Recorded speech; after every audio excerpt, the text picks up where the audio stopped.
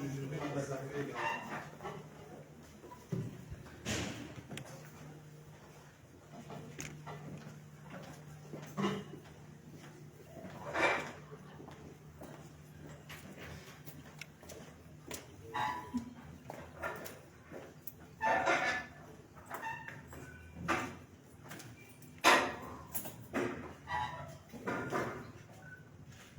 Bonjour à tous. Bienvenue à cet exercice bien rodé dans la maison et dans la tradition académique qui concerne la défense d'un travail de fin de cycle. À chaque fin de cycle de cette faculté, les étudiants sont invités à rédiger une dissertation de valeur variable, qu'il s'agisse du premier, du second et bientôt du troisième cycle. Aujourd'hui, c'est un jour spécial de mémoire d'enseignants. C'est peut-être le troisième évêque qui assiste à une soutenance de master ici. Donc nous sommes très honorés. Monseigneur nous fait l'honneur d'assister à deux soutenances. La première est celle du candidat Patrice Bala-Beninga, qui va défendre un mémoire de philosophie politique intitulé « La fabrication du consentement médiatique dans les sociétés démocratiques selon Noam Chomsky et Edward Hartman, perspective et enjeux ». Le candidat aura 15 minutes pour nous présenter le résumé de ses travaux et puis nous accorderons 10 minutes à son directeur pour nous dire dans quel climat ils ont travaillé. Et puis, environ 20 à 30 minutes au plus, il y aura un dialogue scientifique entre l'évaluateur, le père Léopold Fouacouet, qui a lu le travail comme un défenseur du diable, on pourrait dire dans d'autres circonstances, n'est-ce pas? Mais il ne s'agit pas de cela, il s'agit d'une évaluation. Il s'agit de mettre des choses beaucoup plus au clair. Il a regardé du côté de la faillite, parce que toute œuvre humaine est finie. Donc ce n'est pas qu'on va dire des choses qui vont blesser qui que ce soit. Même l'enseignant qui parle peut faire des erreurs. Donc, il est là pour souligner les limites. Voilà le dispositif qui nous réunit. Sur ce, je vous dis encore bienvenue à la faculté de philosophie et que le Seigneur nous bénisse dans ces exercices. Merci.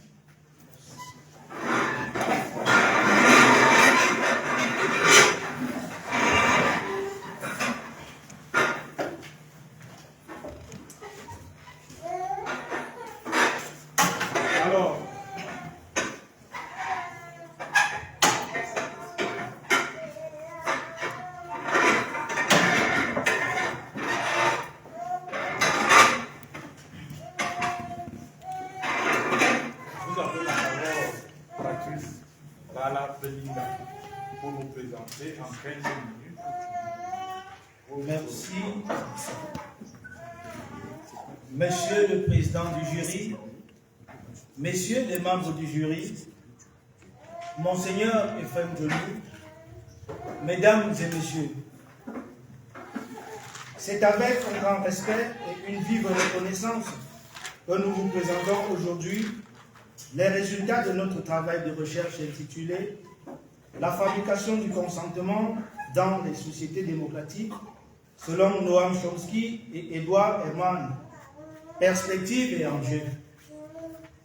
Travail réalisé dans le cadre du Master 2 en philosophie, option éthique et philosophie politique, à la faculté de philosophie de l'Université catholique d'Afrique centrale. Avant d'en exposer les fondements, les orientations et l'aboutissement, nous tenons à exprimer notre profonde gratitude à notre directeur, le professeur Steve Gaston Bobongo, dont la rigueur intellectuelle et l'engagement pédagogique ont été déterminants dans la structuration et la production de ce travail. Nous remercions également l'ensemble du corps enseignant, nos collègues de promotion, ainsi que nos proches pour leur soutien moral, affectif et intellectuel tout au long de notre parcours académique. Ce mémoire est né d'un constat troublant. Alors que nos sociétés démocratiques se fondent sur des principes de liberté d'expression, de transparence et de pluralisme médiatique, nous observons avec regret une homogénéisation croissante des discours, une hiérarchisation arbitraire de l'information et une propension progressive à la neutralisation des critiques. Ce constat nous a amené à formuler une question centrale. Comment les médias participent-ils souvent de manière structurelle et imperceptible à la fabrication du consentement dans les sociétés considérées comme démocratiques? Cette question, nous avons tenté de répondre à travers une double visée. D'une part, philosophique, en interrogeant les conditions éthiques de l'autonomie, du jugement à l'ère des technologies de l'information et de la communication. D'autre part, politique, en analysant les mécanismes contemporains de production de l'opinion dans la perspective d'un pouvoir symbolique exercé sur les consciences. Pour cela, nous avons adopté une méthodologie analytique, une approche articulant l'analyse des structures médiatiques avec une critique éthique nourrie par la philosophie politique contemporaine. Nous nous sommes appuyés sur les apports de Jacques Ellul, Hannah Arendt, Noam Chomsky, Pierre Bourdieu, Bernard Stiegler, Shoshana Zuboff ou encore Cornelius Castoriadis. Notre mémoire s'organise en 3 chapitres. Le premier pose les bases d'une analyse critique de la propagande médiatique, de ses origines historiques à ses formes actuelles. Le deuxième explore le modèle de propagande élaboré par Noam Chomsky et Herman dans leur ouvrage Manufacturing Consent, modèle que nous avons confronté à des réalités concrètes, notamment le cas camerounais. Enfin, le troisième chapitre esquisse des propositions éthiques et politiques pour une refondation de l'écosystème médiatique. Venons-en aux principaux résultats de notre travail. Premièrement, nous avons montré que la propagande n'est pas une pratique réservée aux régimes autoritaires, comme l'explique Jacques Ellul dans Propagandes. La propagande moderne se développe dans des sociétés ouvertes, alphabétisées, saturées d'informations. Elle vise moins à mentir qu'à orienter les perceptions et les actions du grand public. Elle agit par redondance, répétition et simplification. Deuxièmement, nous avons thématisé et réalisé, en suivant Hannah Arendt, dans la crise de la culture, que la liberté d'opinion est une farce si l'information sur les faits n'est pas garantie. Cette mise en garde résonne avec force dans notre époque. Une époque où la prolifération des récits médiatiques ne garantit ni pluralisme réel, ni accès à la vérité factuelle. Troisièmement, nous avons scruté et mis en branle le modèle de Chomsky et Herman, un modèle qui repose sur 5 filtres: la concentration des médias, la logique publicitaire, la sélection des sources, la gestion des critiques et l'idéologie dominante. Ces filtres fonctionnent comme des mécanismes de tri sélectif de l'information. Ils orientent foncièrement ce qui est mis en visibilité ou en invisibilité. Loin d'une théorie conspirationniste, il s'agit d'une critique systémique du rôle des médias dans les démocraties capitalistes. Dans l'approfondissement de notre itinéraire théorique, nous avons appliqué ce modèle au contexte camerounais en soulignant les logiques de dépendance économique et politique des grands médias, la faible autonomie des organes de régulation, ainsi que la manière dont certains événements, comme la crise anglophone, les élections présidentielles ou les luttes sociales sont soit marginalisées, soit narrées selon une esthétique du consensus et de la stabilité. Cependant, cette lecture structurale ne suffit pas à elle seule à rendre compte des nouvelles formes de contrôle politique et médiatique. À l'ère du numérique et de la digitalisation galopante, la propagande se fait encore plus subtile et plus personnalisée. Elle a acquis une forte dimension algorithmique. La propagande s'inscrit dans ce que Shoshana Zuboff nomme le capitalisme de surveillance, dans The Age of Surveillance Capitalism. Les plateformes, en collectant massivement des données comportementales, anticipent nos choix. Elles multiplient nos affects, elles manipulent nos affects et orientent nos décisions, souvent à notre insu ou à notre consentement explicite. Dans cette dynamique, Dominique Ardon décrit la façon dont les moteurs de recherche et les réseaux sociaux nous enferment dans des bulles de filtres où la pluralité des points de vue se réduit considérablement. Yves Citon, dans l'économie d'attention, nous rappelle que ce n'est plus seulement l'information qui est en jeu, mais notre capacité à diriger notre attention. C'est ainsi que le consentement devient une fabrication douce, permanente et invisible. Enfin, le summum de nos investigations a consisté à proposer des pistes de transformation. De fait, face à cette situation critique de nos sociétés contemporaines, il nous semble urgent de refonder la gouvernance des médias en garantissant leur indépendance face au pouvoir politique et financier. Développer une éducation critique de l'information, comme le propose Martha Nussbaum dans Les économies démocratiques, afin de cultiver chez les citoyens l'esprit de discernement. Soutenir les médias communautaires et alternatifs qui peuvent se révéler comme de véritables laboratoires de contre-discours et de démocratie participative. Enfin, il faudra au plan général promouvoir une éthique du numérique en régulant les plateformes, en rendant les algorithmes plus transparents, en prêtant attention au bien commun. En conclusion,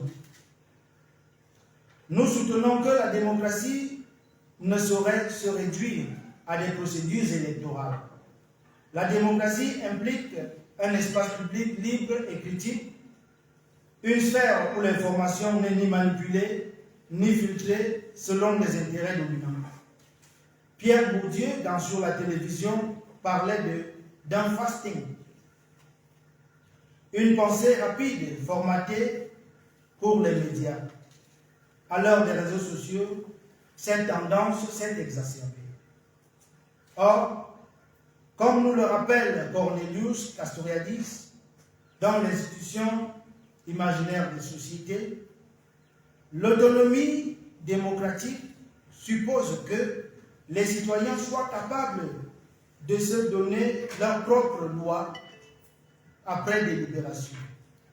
Mais on ne saurait exercer une délibération authentique sans pluralisme de l'information, sans temps pour penser, sans possibilité de critiquer.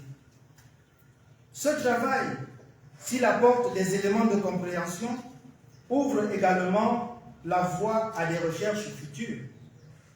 Nous pensons notamment à une étude plus approfondie de la manipulation algorithmique des émotions, au rôle des intelligences artificielles génératives des informations, ou encore une critique post-coloniale des médias internationaux et de leur traitement des voix africaines. Nous concluons par cette conviction: penser la fabrication du consentement, c'est œuvrer à la reconquête de notre autonomie collective et individuelle, car résister à la propagande, c'est aussi et peut-être surtout réapprendre à penser librement. Nous vous remercions sincèrement pour votre attention et nous nous tenons à votre disposition pour toute question, pour toute observation. Je vous remercie. Merci, M. Belinga, M. Mbala Belinga, pour avoir respecté le temps. Nous allons maintenant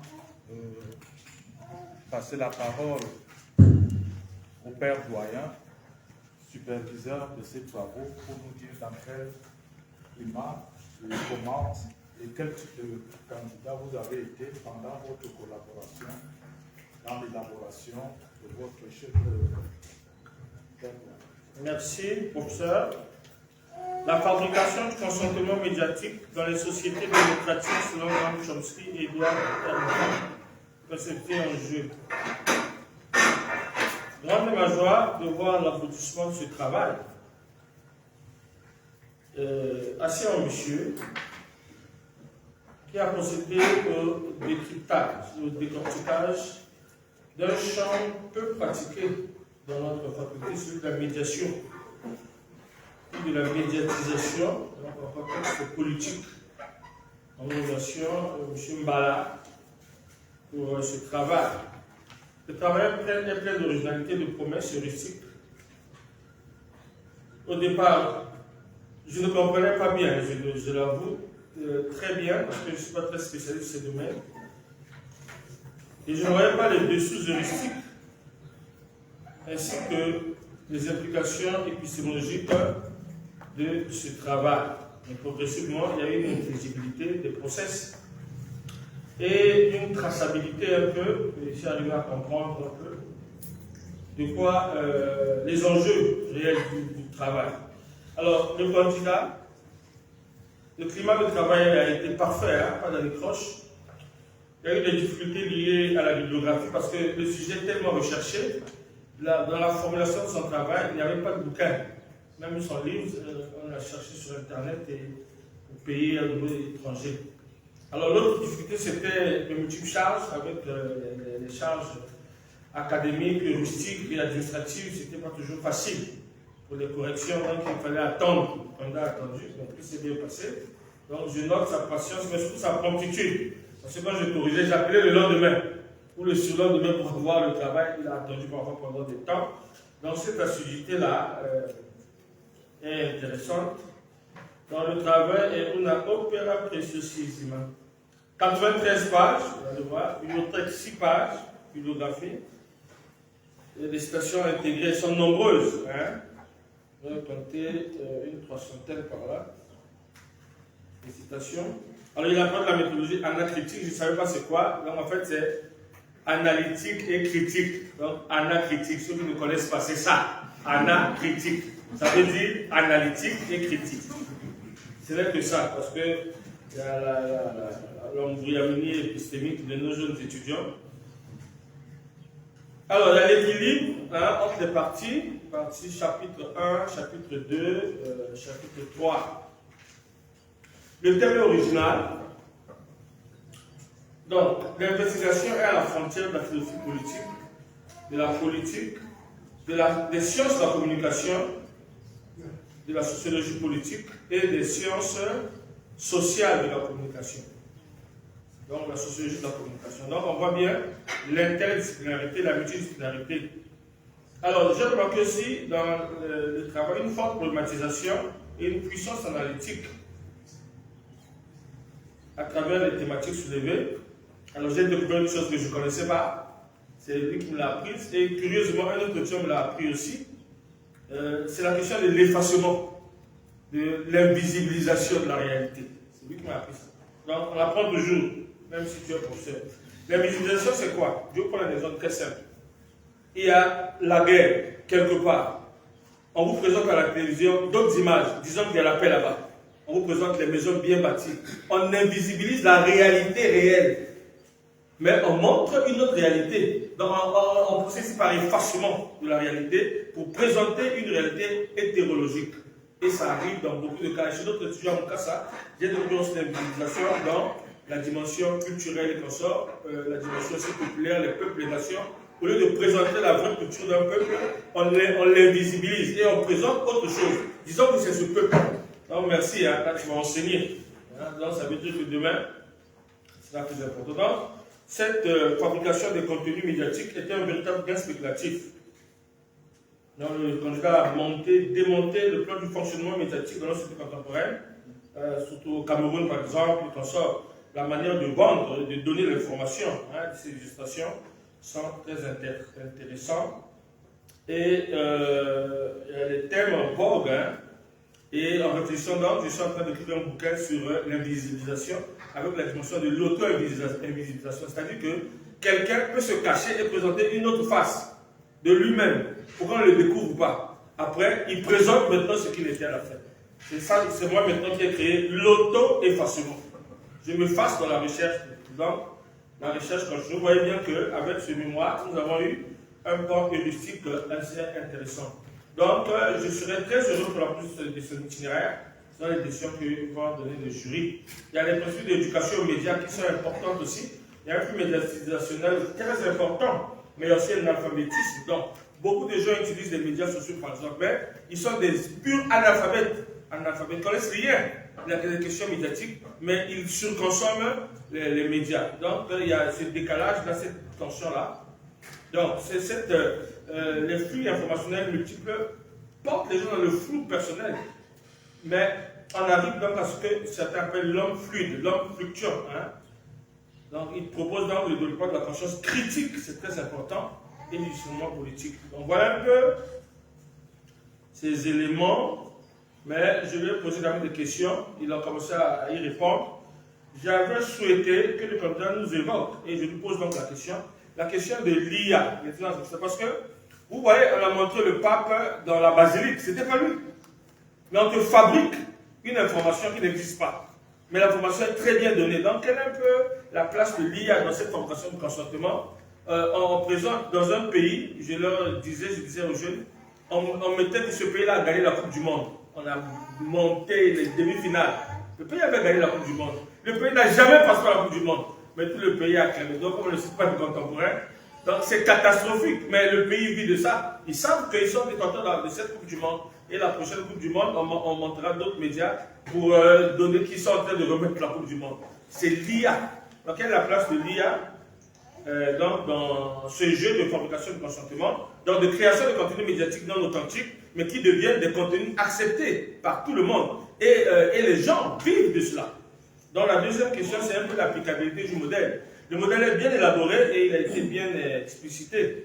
Mais est-ce que dans toutes les sociétés, on peut appliquer ce modèle? Par exemple, les sociétés asiatiques, on sait que ceux qui voient les films, hein, à sci-fi, à sci-fi, vous voyez un peu les sociétés asiatiques, les sociétés du silence. On les dit rien.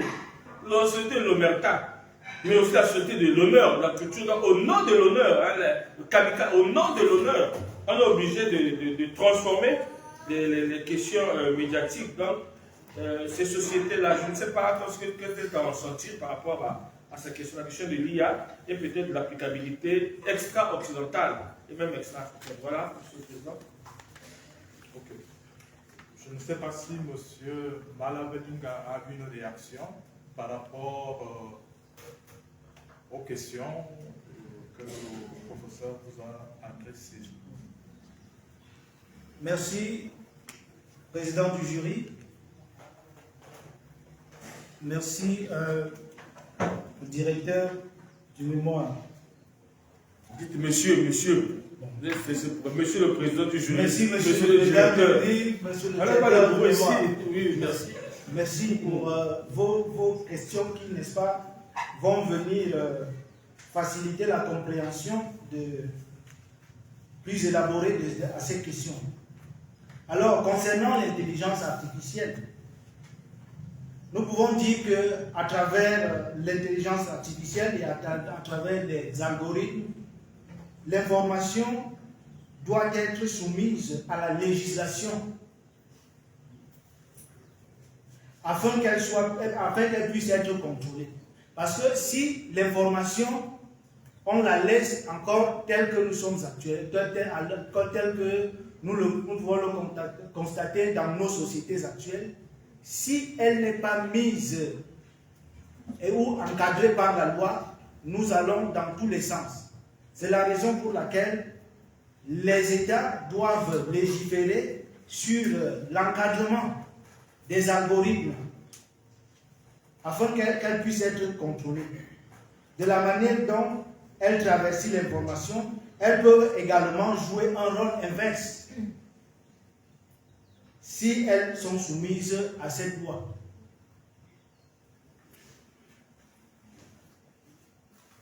Oui, une autre question? Oui, concernant la deuxième question sur l'applicabilité du modèle aux sociétés asiatiques, nous dirons que quand on regarde les sociétés asiatiques, nous ne parlerons pas facilement de la démocratie. Si je prends par exemple l'image ou l'exemple de la Chine a déjà ce qu'on appelle parti unique.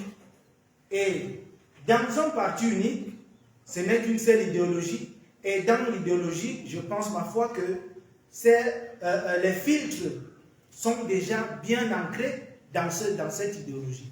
Alors, on ne peut émettre ou on ne peut, n'est-ce pas, donner une autre. On ne peut avoir de voix dissidente, en fait. Ce n'est que l'idéologie que promeut le parti qui est mise en vue, qui est évaluée.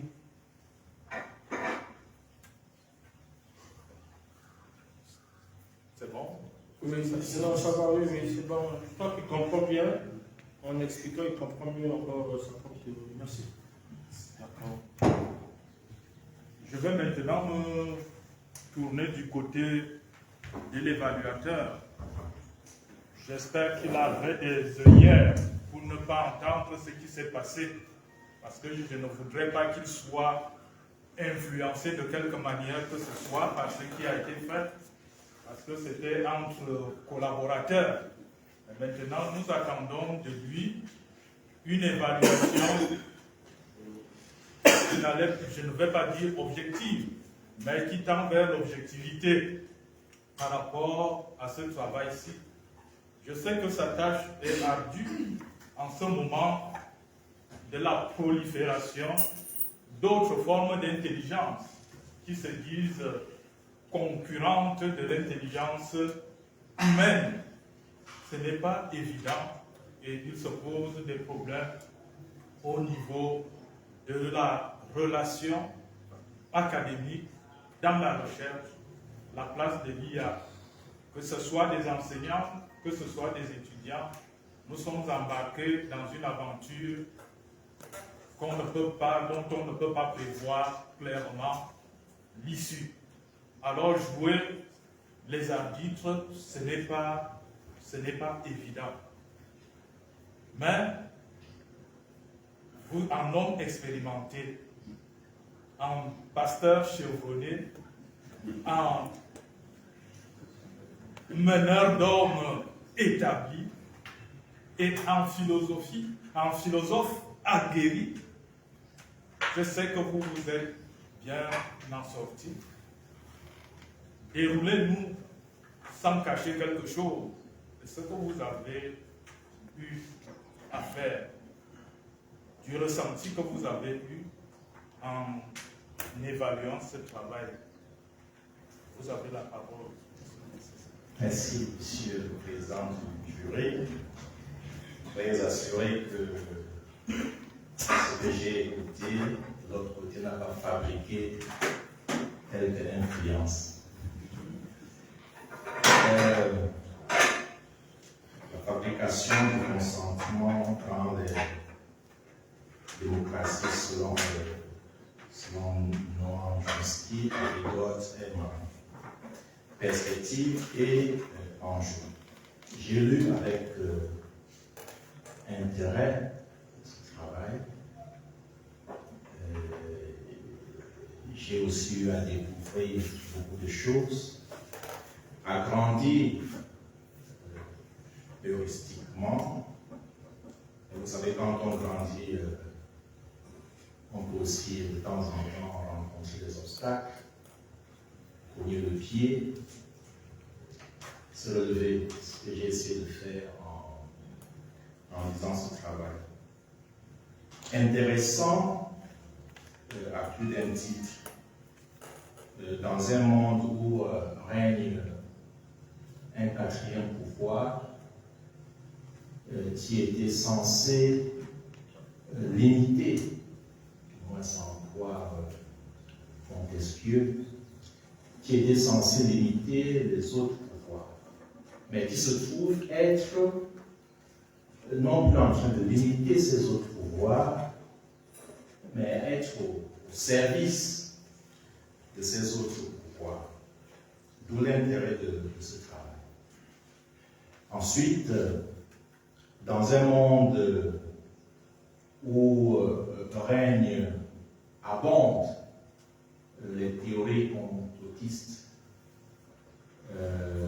qui fabriquent, selon un auteur que vous avez cité, Gérard Bronner, la démocratie des très durs. Dans un monde pareil, le choix de votre méthode en la critique est fait à bon escient, justement parce que vous visiez, vous vouliez justement affronter ou bien marquer un pas de côté par rapport à ces théories complotistes. C'est le deuxième intérêt que j'ai trouvé à ce travail. Dans un monde de conspirationnisme, où la rumeur constitue, comme disait l'autre, le plus antique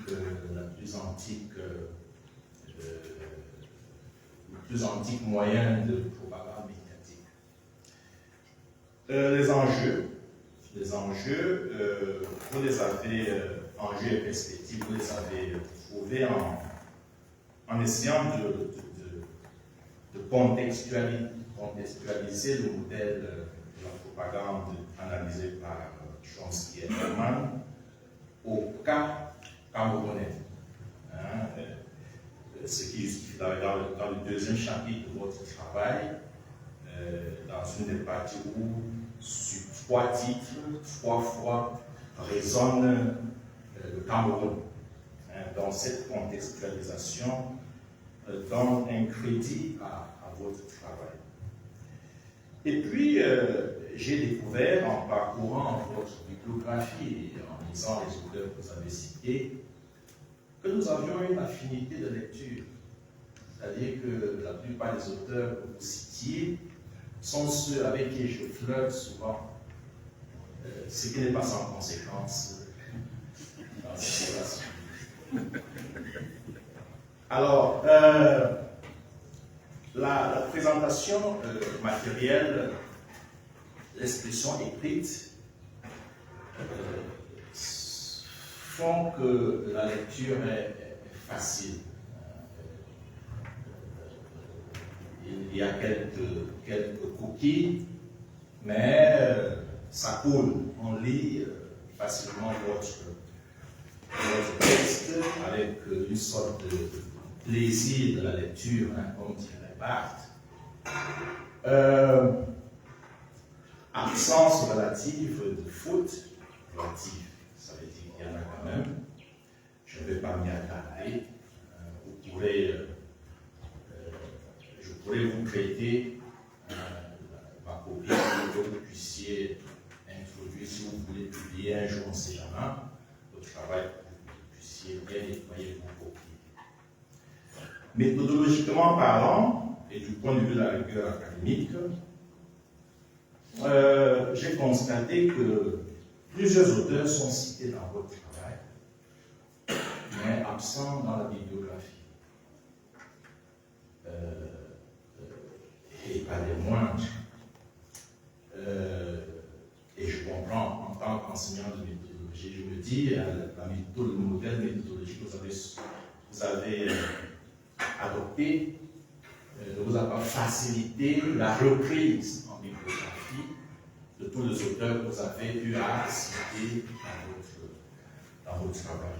Tels Hannah Arendt, Eichmann, Jérusalem, Bronner, la démocratie des crédules, Rancière, la haine de la démocratie, Rancière encore, le maître ignorant, Rancière encore, la mésentente, Kant, que dans votre bibliographie, vous laissez croire, vous dites que vous avez utilisé l'édition allemande de 1694, vous parlez allemand? Ah, très bien. Alors que dans la bibliographie, c'est la version allemande, dans le texte, c'est la version citée en français. Et puis, Rousseau, le contrat social, sont autant d'auteurs cités dans votre travail, mais qui ne reviennent pas dans la bibliographie. Circonstance atténuante, je dis sans doute à cause du modèle méthodologique, le modèle auteur date inséré dans le corps du texte. Et par ailleurs, il y a des citations de certains auteurs qui sont absents dans la bibliographie, mais cités dans le travail. C'est-à-dire, évidemment, parmi ces auteurs-ci, cités dans le travail. Mais ce qui est intéressant, c'est que j'ai eu l'impression que vous avez fabriqué des citations.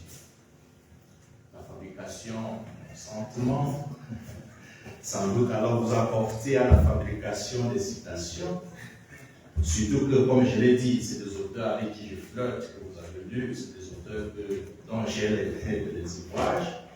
J'ai pris les mêmes éditions, j'ai pris la peine d'aller chercher, surtout qu'il y avait des citations qui me plaisaient et dont je voulais m'assurer de la topologie dans le livre.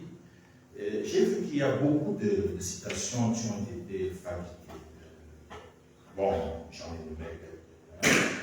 À la page 68 du contrat social, la citation du contrat social semble inexistante dans l'ouvrage. En question, la citation de la démocratie des crédules de Gérard Bronner à votre page 19 semble inexistante. La citation de prendre soin, dans le sous-titre, enfin le titre complet du livre de Stigler, c'est prendre soin de la jeunesse et des générations, à votre page 28 n'est pas trouvable. La citation du maître ignorant de Rancière, n'est pas trouvable. La citation de la mésentente de Rancière, à la page 81, n'est pas trouvable. D'où un soupçon. Êtes-vous crédible? Bon, ne répondez pas. Alors, il y a sans doute d'autres lacunes méthodologiques et de milieu académique qui vont me permettre de dérouler quelques questions auxquelles vous êtes tenus de répondre. Donc, je constate qu'il y a des silences, des sous-entendus, et donc le débat va nous permettre de vraiment faire préparer ces silences et ces sous-entendus, sans doute pour des approfondissements ultérieurs au cas où vous vouliez avancer dans la même thématique. La belle citation de la mésentente, vous avez fabriqué: il n'y a pas de démocratie sans mésentente. À la page 85.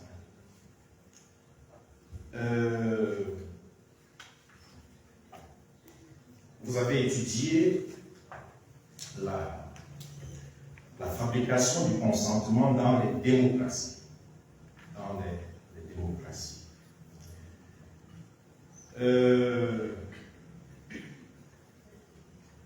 Ces auteurs sont américains. Il y a un auteur français dont les études de la démocratie en Amérique ont marqué l'histoire de la philosophie politique et qui est un auteur repris aujourd'hui, mis au bout du jour, un Tocqueville, la démocratie en Amérique. Le livre se trouve, vous nous dites que le livre se trouve dans votre bibliographie de Tocqueville, mais il n'est pas exploité dans votre travail.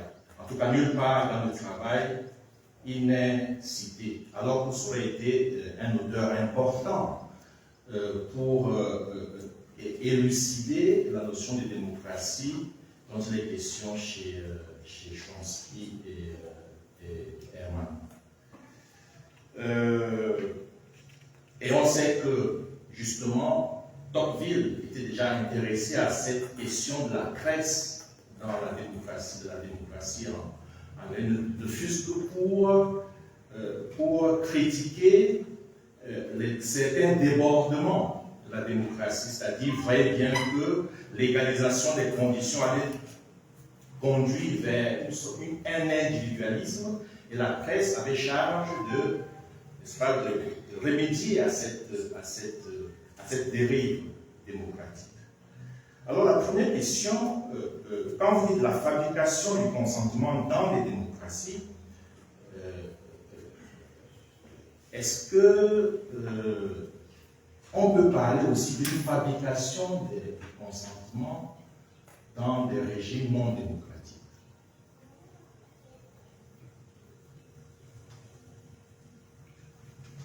C'est la première question.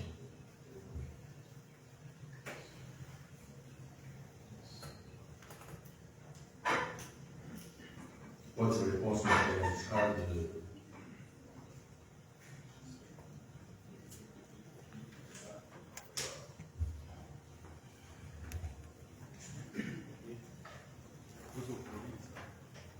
Merci, monsieur l'assesseur. Parler de fabrication du consentement médiatique, pas seulement de consentement médiatique dans les régimes non démocratiques, je l'ai souligné, c'est quelque chose d'un peu difficile. Parce que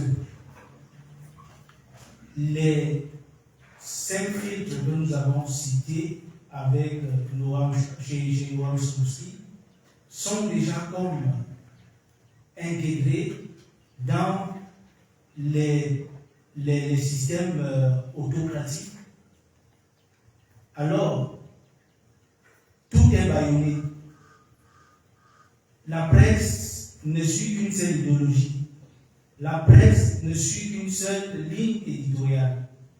La presse ne saurait aller au-delà des canons ou bien des canevas qui sont arrêtés dans un tel régime.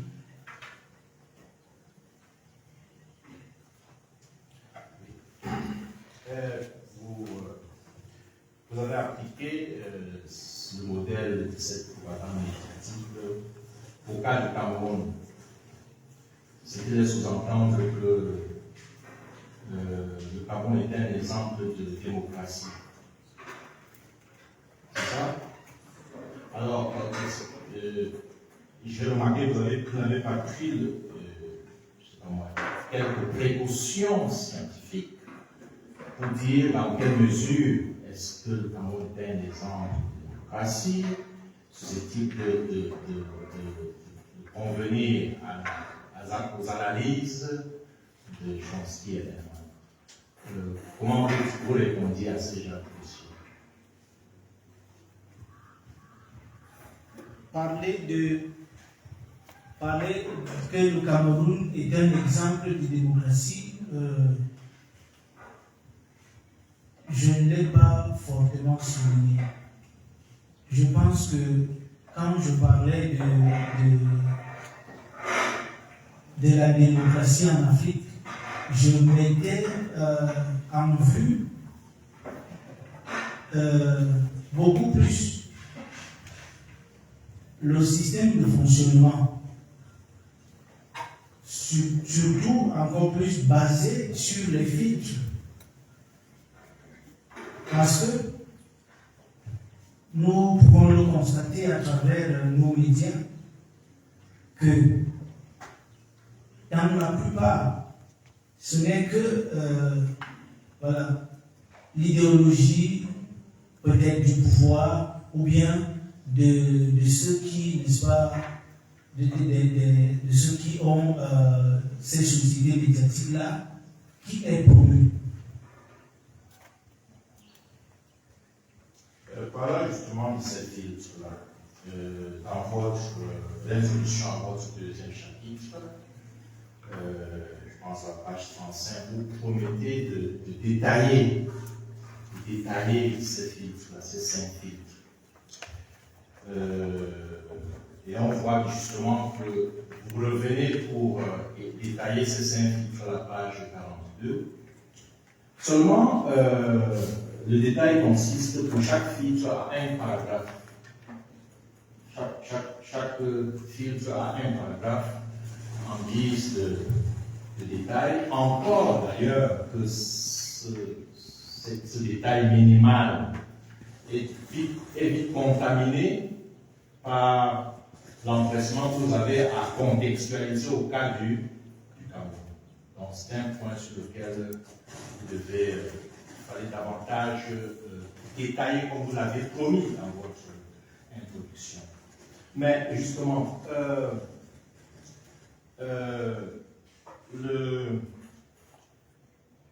quand vous parlez du cas du Cameroun, vous ne citez personne. Vous ne renvoyez à aucun auteur quelconque. Rares sont en plus d'ailleurs les auteurs africains qui sont cités à l'appui de votre travail. Alors on sent par ailleurs que vous avez envie de contextualiser. Est-ce à dire que vous êtes le premier vous êtes le pionnier de cette recherche?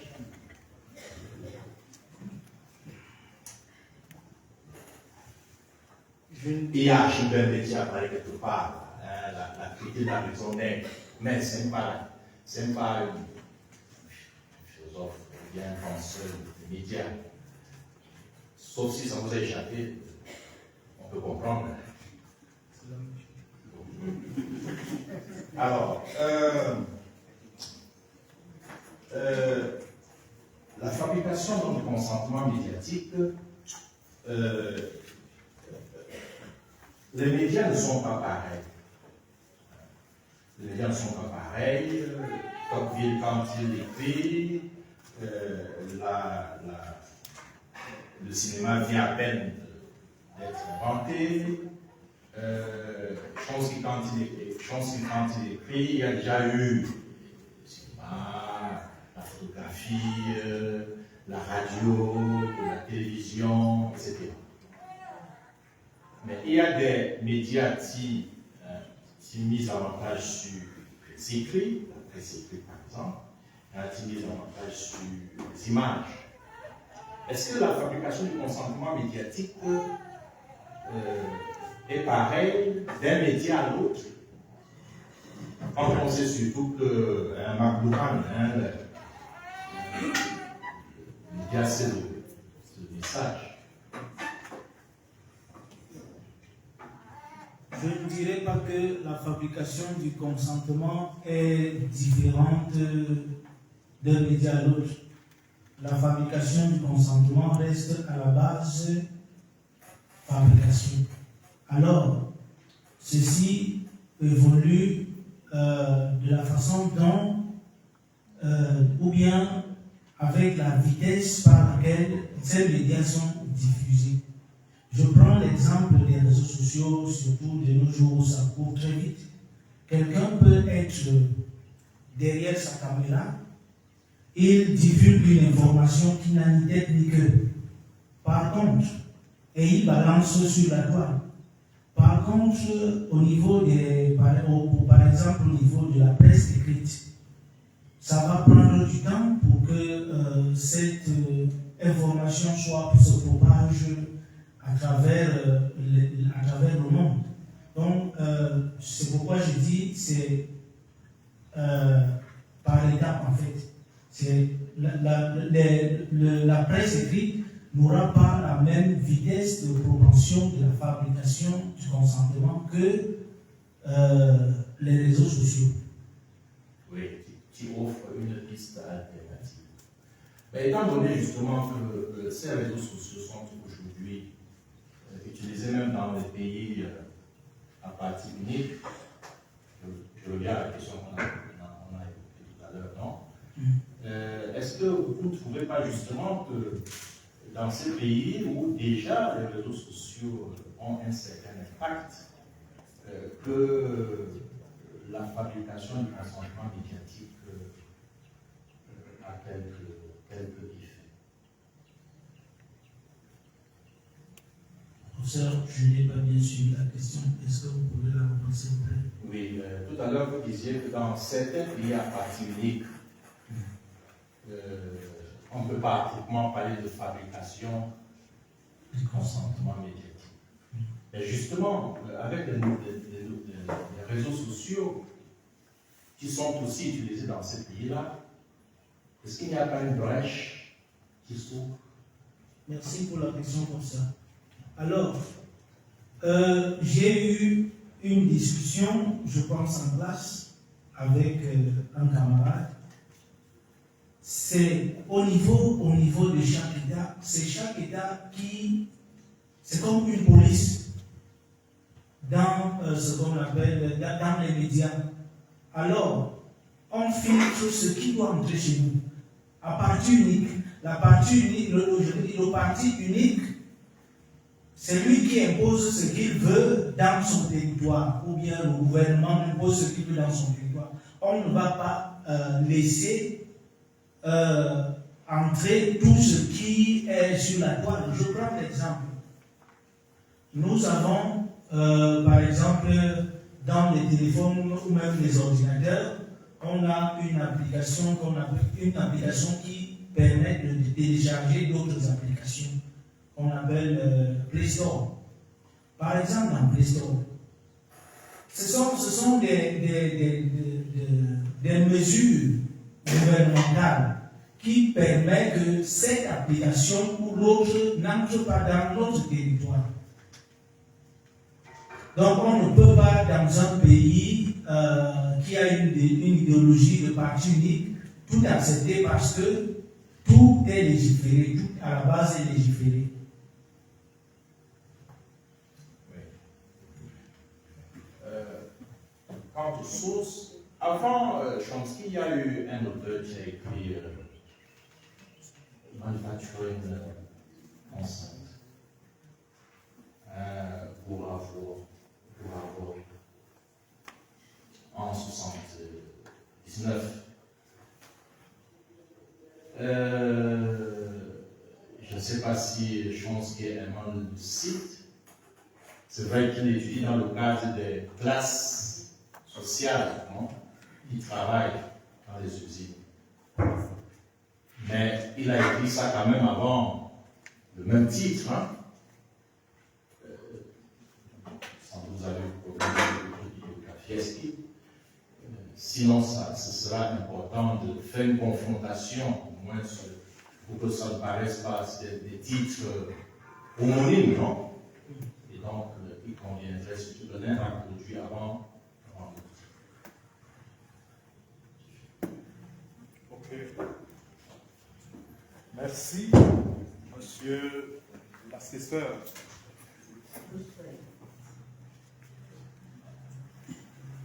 Je ne suis pas là simplement pour transmettre la parole, mais je suis aussi examinateur. Je ne vais pas revenir sur les questions qui rejoignent les miennes. Le fait de passer des sociétés libérales indirectement des applications au Cameroun m'a posé également problème.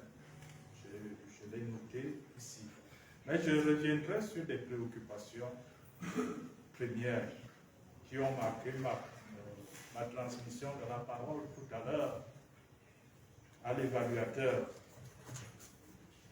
Je vais revenir à la page 38. Tout simplement, une fois, deuxième paragraphe.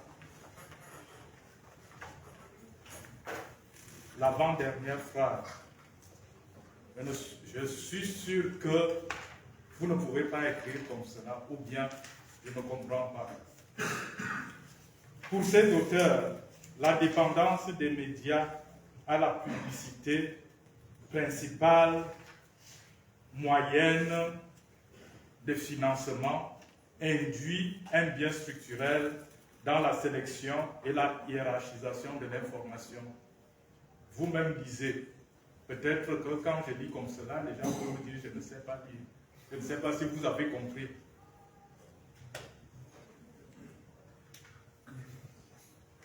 Pour ces auteurs, oui. Pour ces auteurs, la dépendance des médias à la publicité principale moyenne de financement induit au biais structurel dans la sélection et la hiérarchisation de l'information.